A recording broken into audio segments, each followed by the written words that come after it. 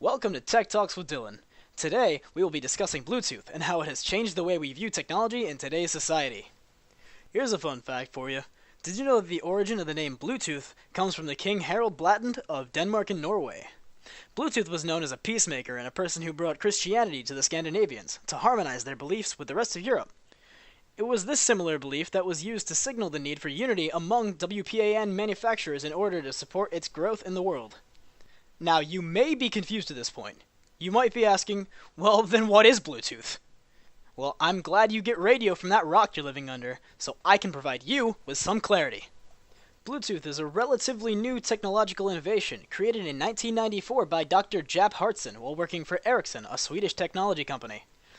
Now, Bluetooth has become crazy popular recently. This is because it's essentially a replacement for wires at close range. This, paired with the fact that it's extremely low cost and low power in comparison to other similar technologies like Wi-Fi, is why you see it in all the new gadgets and gizmos these days. Now, to say this technology is ubiquitous would be an understatement.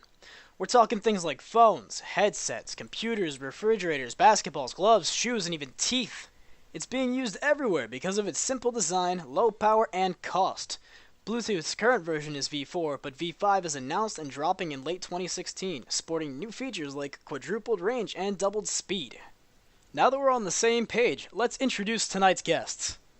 With me, we have Duke University Professor of Robotics, Dr. Justin Wu, Good evening, everyone. It's great to be here on this lovely evening. as well as Penn State University student Gabby Tolada. Hi everyone, I'm so glad to be here. So Justin, now that our viewers and I are familiar with how Bluetooth works on the surface, let's dive into the guts. How exactly does Bluetooth work? So, Bluetooth works using radio waves instead of physical wires. That means when two Bluetooth-enabled devices want to connect, they first have to pair with one another. This is a pretty simple process for the end user, requiring a password at most, but typically it can be accessed through the push of a button. In terms of the device itself, however, this process might seem a little complicated to the common user.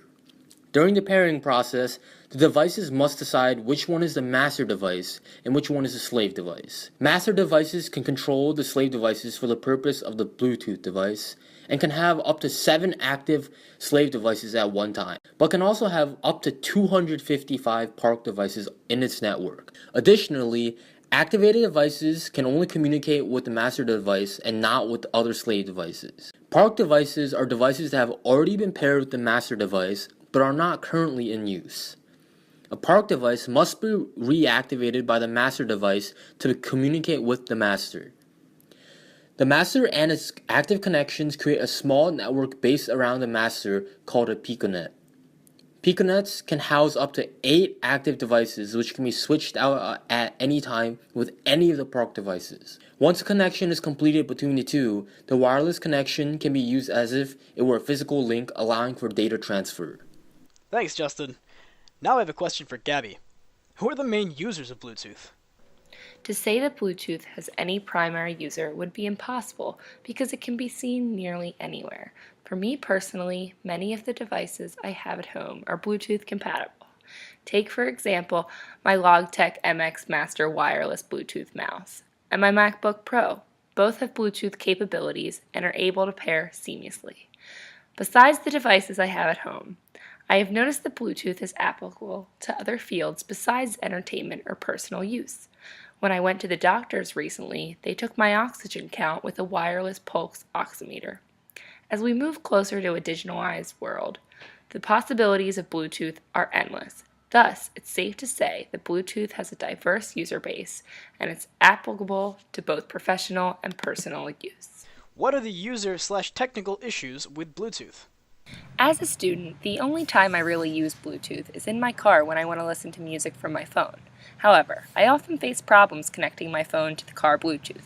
Sometimes it takes me 10 plus minutes just to connect, and then the connection ends up being shaky and bad quality. For example, just yesterday I went to connect my phone to my friend's car, and after a long time spent connecting the phone to the car system, the sound quality was terrible. I had to restart my phone completely, re-establish Bluetooth connectivity, and then play my music.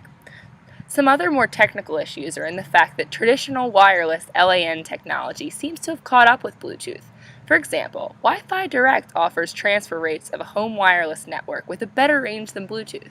I've also noticed that Bluetooth 4.0 lacks reverse compatibility, a feature that has always been one of Bluetooth's main attractions.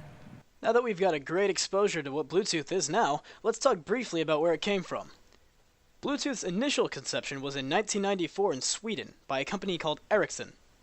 This study was driven by the development of wireless LAN and the introduction of wireless personal area networking, or WPAN. 4 years later, in 1998, Bluetooth was defined under IEEE 802.15 WPAN, and version 1 was released in 1999, 1 year later. By the turn of the century, Bluetooth was already booming, and since then, Bluetooth's version 1, 2, and 3 have been outdated and replaced. We are currently using version 4, with version 5 just around the corner. One final question to close us off. What do you see in the future of Bluetooth? The future of Bluetooth looks bright. There are initiatives in place for more usage of Bluetooth.